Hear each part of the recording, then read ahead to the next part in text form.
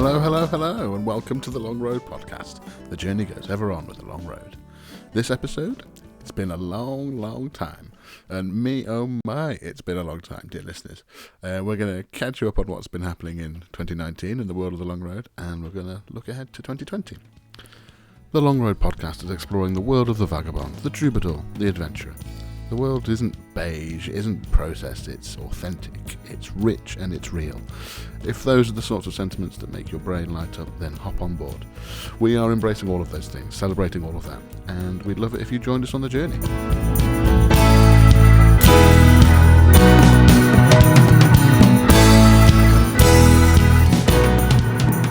Greetings, I'm Chris, the Bish Lydon from the Long Road. You'll hear about and from my compadres in the Long Road, Steve Bonham, the Vagabond Philosopher, and Kev, the Big Man Moore. So this is episode 9 of the podcast, but the first episode of what I am calling Season 2. Switched from series to season there, like any good media presentation these days. I guess we didn't quite leave you on a cliffhanger last time. It was our Christmas episode, but it's certainly been a long enough gap. If you listen back, I do actually say something along the lines of, we'll probably be back in February sometime. Now, technically, we are back in February. So, yay to us. We were absolutely right. ... Okay. There are some of you, our most ardent fans, proclaiming loudly at your listening devices now, but it's 2020 now, not 2019. You've missed a whole year. I hear you. It has been a whole year since the podcast last took to the airwaves. Not really by design. So sorry about the wait, but we are back now. And get this, we're going weekly. Yes, you heard me right. Weekly.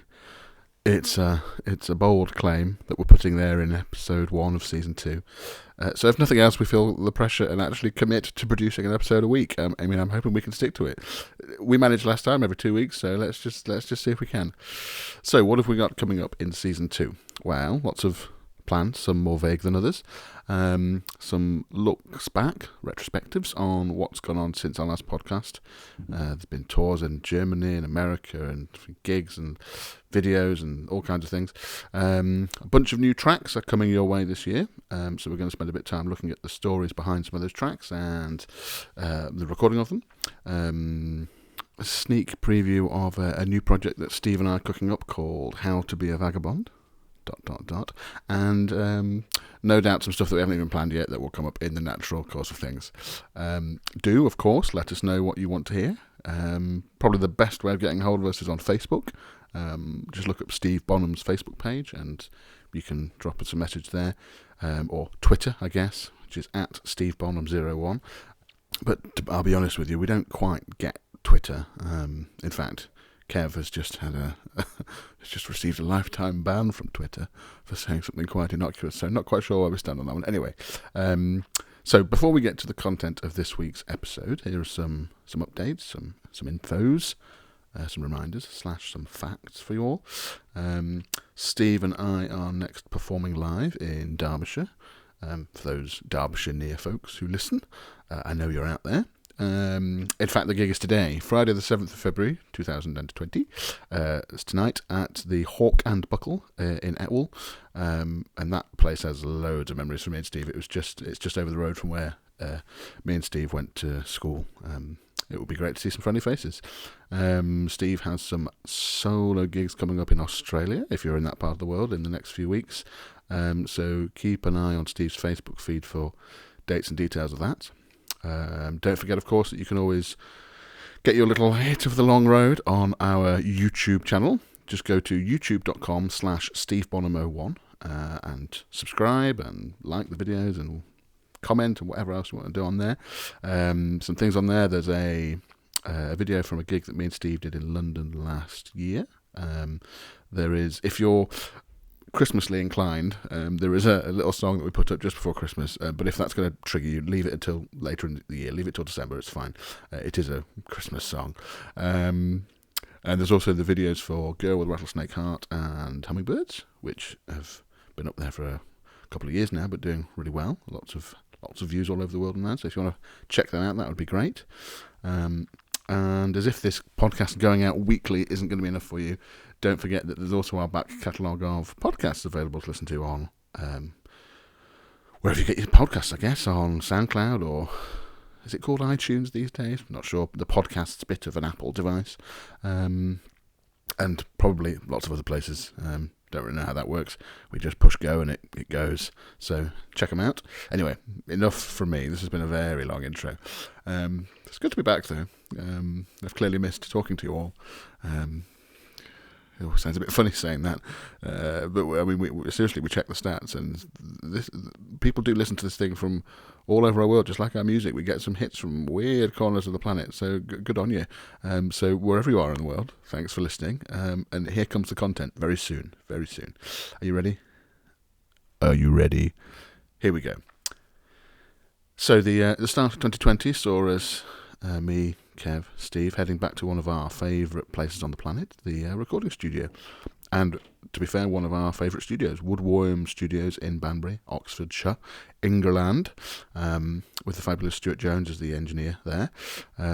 We have recorded 12 brand new songs, and in fact we did 3 in autumn last year, so there's 15 new songs that we're going to release as EPs over the course of this year. The first one is actually already out. It's called American Wilderness. You can listen to it now on Spotify and Apple Music. There are videos on YouTube, in fact, as well. So check it out.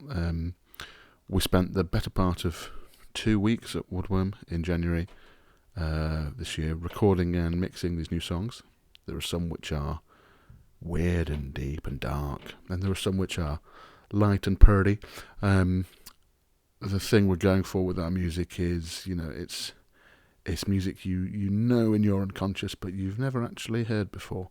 It's got homemade vibe, but it feels rebellious and authentic and real, and with the writing that goes back to the source of things.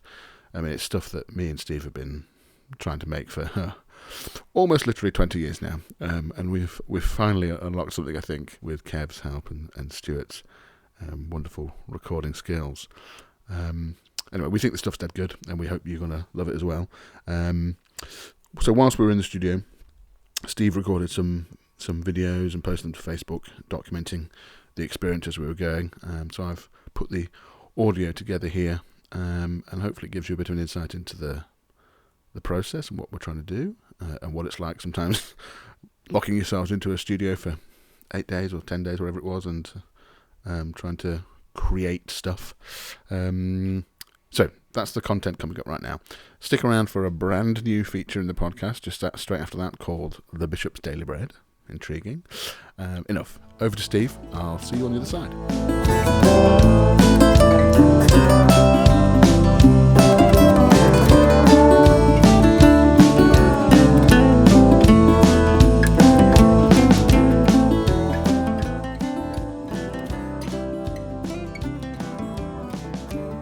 Well, we're well into the recording cocoon now. It seems when you've been in the studio for a while, there is no other world. You're just totally in it, and I think that's made a bit more significant because it gets dark really early. So it's only just around 4 o'clock, and it's totally dark outside. And the fact also this studio, the great Woodworm studio, is an old Baptist chapel, so it has that kind of spiritual feel of otherworldliness or whatever it is. Anyway, it's really interesting watching songs come together in here, and I get very attached to my songs. They're all born out of something, and then sometimes they take a few minutes to write, and other times you kind of have to pick them up and put them down and polish them up and then leave them somewhere, and mixing all my metaphors, they get polished and nurtured and need to generate and everything, I guess. And as you're writing them, you're hanging on to the pebbles and the bits that you've picked up along the way. Because every one of these songs starts somewhere. Starts with Sleeping Under the Stars in Tennessee, or picking up a stone on a beach, or bumping into somebody on hot, sweaty, rainy day, or standing on the top of a mountain and looking for 100 miles over the desert. And then you come to a space like Woodland Studios and you start putting them together, and your friends get involved and they add. Well, we've just been working away here for about 2 hours trying to do a drum pattern on a very difficult change, basically because I don't play in time. And you know, the magic keeps happening, but somewhere along that story between picking up the pebble and having the song, there will be a moment, a catalytic moment, where something magical happens, and that's why I do it. That's why I'm here.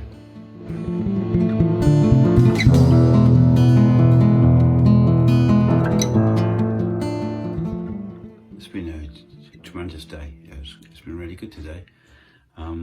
This morning we worked all the way through Do You, and it was very moving, I think. I wrote that. I wanted to write a kind of a secular prayer, a piece of music that said, slow down and wonder, take a breath and wonder. And quite unusually for me, I wrote the lyrics long before I got the tune, and in the end I just gave the lyrics to Chris, and he came back with this jazzy, moving, sweet piece that just a couple of tweaks, and we had I think a really strong song. And then again that magic bit where everyone comes together and puts their pieces down, the drums and piano and guitars and basses and things. So that was just a fantastic day.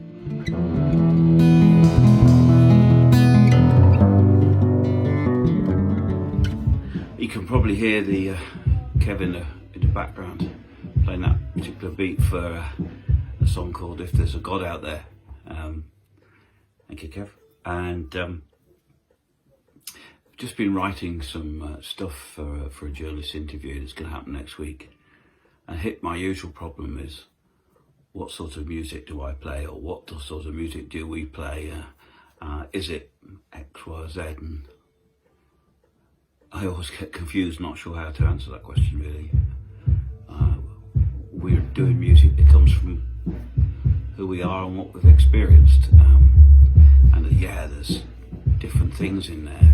There's some Americana, there's some rock. That drum beat is not bluegrass.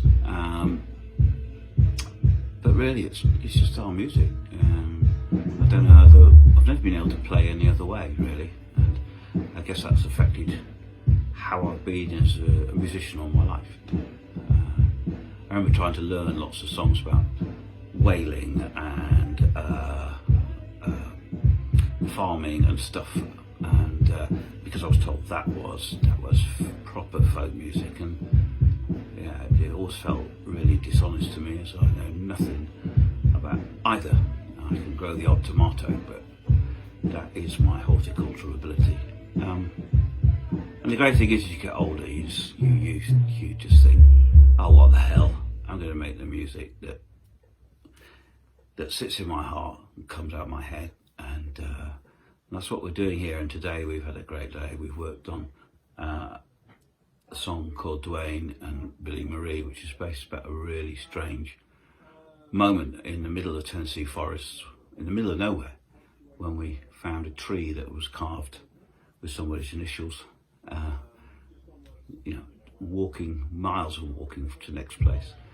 And then we've been working on this other song, which is also about experience of Tennessee and the kind of very particular view of the world that exists there, a view caused, nurtured or built, not nurtured, certainly not nurtured, generated from the hardship and the self-reliance that you need. And this song's called If There's a God Out There. And it's a hard-edged song. It's a hard-edged song.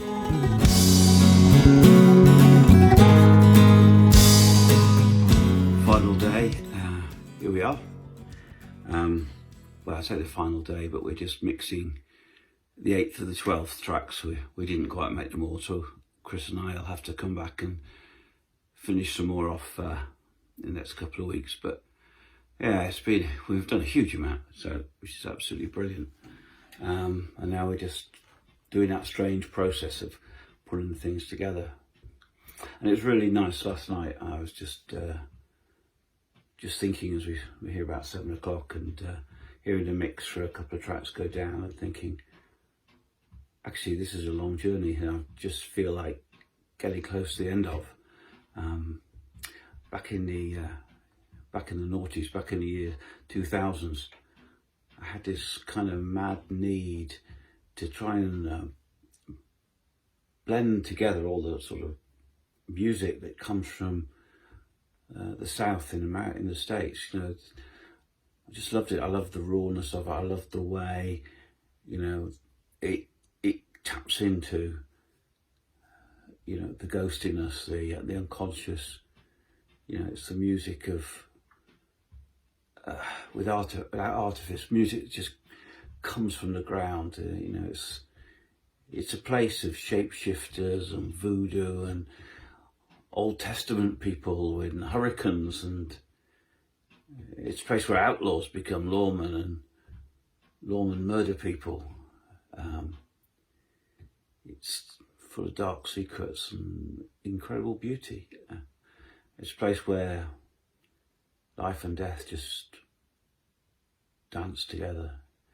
And just the idea that you might take all those strands and create something that was like a gumbo, a jambalaya, something from that music. And I guess at first we tried to do that with the band. We involved brass and stuff like that, and Chris and I and my old friend Tim, we worked for ages in a little studio out in the back of my house. A band we called Dr. Big Love, and he was his character we imagined sort of living on a swamp somewhere or up in the hills, and we're really proud of what we did, but somehow it wasn't quite there. And then I did my solo stuff, and then this last work with the Long Road. You know, each step I feel I'm getting closer to whatever that was in my head. You know, it's still inarticulate, but yeah, I think some of the songs on here really don't sound like any other sort of music, and I don't know whether that's good or bad, but it's where it's coming from. It's where it's going to go. So yeah, I'm going to go home absolutely exhausted, and so are the rest of us. But yeah, happy.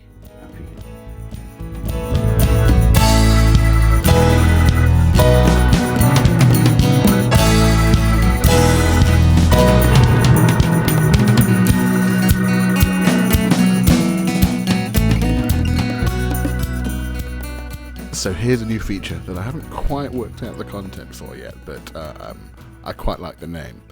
It's called The Bishop's Daily Bread. And that's about as far as I've got, to be honest. Perhaps some weeks it will literally be about bread making, I don't know. Perhaps more generically about food, I don't know. The Long Road are all big food fans.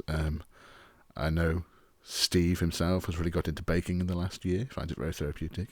Kev is a huge fan of coffee and cake. And whenever the Long Road gathers, for some inexplicable reason, it tends to involve eating sausages. Although, to be honest, perhaps that's become more of a rumour than an actual rule these days. Anyway, for my 30th birthday, Steve bought me a bread maker. I think perhaps solely so he could make the joke about the Bishop's Daily Bread himself. So thinking about it, perhaps the idea isn't wholly my origination. Oh well. But I do love a good bit of bread. I'm a fan of a sourdough, which actually I've never attempted to make, but my brother, who happens to run a mail-order chocolate brownie business, Buffalo Brownies, check them out on Facebook. He is a keen sourdough'er. He makes bread or rolls, pizza bases, even some croissants a few weeks ago. Interesting. To be fair, though, I'm a massive cheat, and I I use my bread maker. Does a pretty good job, to be fair. Pumps out a perfectly fine, good, white loaf. Does a good granary, and a pretty passable pizza dough. So I'm quite happy with it. In fact, just yesterday I made some rolls, which I had to hand shape and bake. So at least I did something there. Not all the machine. On the occasions I have made bread solely by hand, you can see the appeal. There's a sort of calmness that surrounds you when you get into that repetitive motion of the kneading, the rhythm of it, the pulse of it. It's almost musical, sort of calming and centering. And you can't help but draw parallels in the metaphor here. That bread, simple ingredients combined well, left to rise, baked, and you get something wholly delicious. Same with music. Simple ingredients combined well, left to combine and mix and blend together. Bake it, record it, perform it, and hopefully get something wholly delicious for the ears. Something to be shared, to be enjoyed, real, authentic. Anyway, that was the inaugural Bishop's Daily Bread. We'll see. We'll get some audience feedback on that and see if it's a goer. Who knows?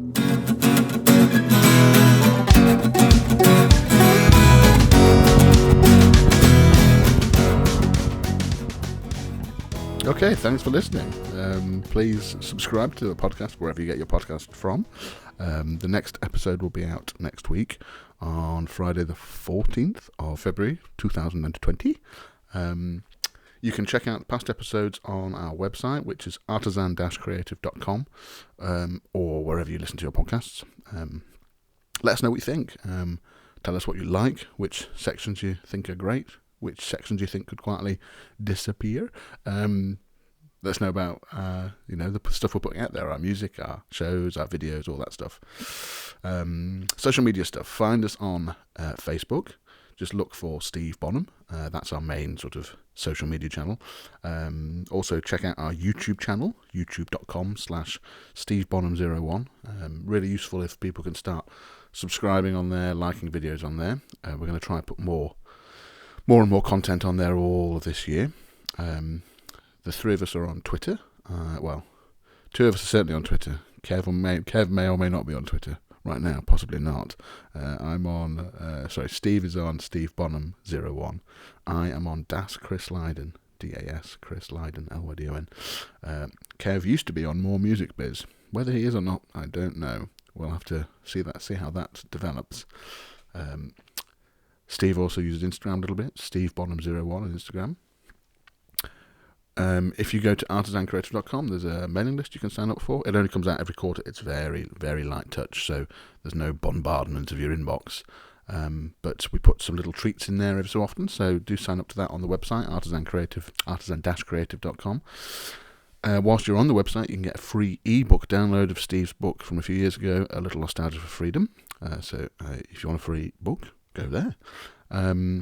All of our music is now on Spotify and Apple Music and loads of other digital stores. You can go and have a listen. Even buy stuff, download it. That'd be great. Like I said earlier on, our latest EP, American Wilderness, which was released last October 2019, is on there, including National Indie Radio's Song of the Year, which is called Wrapped Up in You, which is going down a storm right now all over the place. There's an epic, and I use that word quite literally. It's epic, called American Wilderness. And one of my favourite tunes that we play is Interstate 25, and that's on there as well. So, thank you once again, brave adventurers, vagabonds and explorers. Remember, the world isn't beige. It's authentic, it's rich, and it's real. Embrace every last bit of it. Until next time, the journey goes ever on with the long road. Bye for now.